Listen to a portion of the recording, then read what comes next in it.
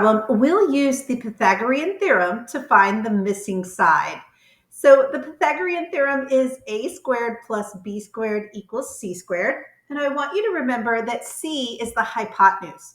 So it's the side that is opposite the right angle. In this case, that's x. So we're going to replace the c with an x.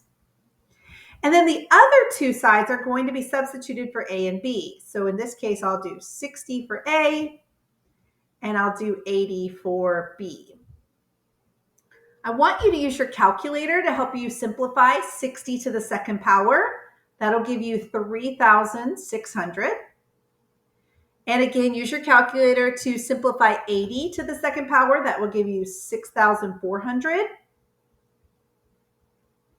Next step, you want to go ahead and add those two together. So 3,600 plus 6,400 is going to be 10,000.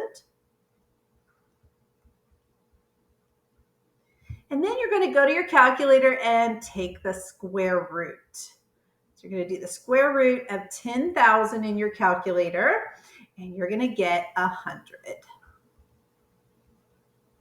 So that's how you use the Pythagorean theorem, in this case, to find the missing hypotenuse.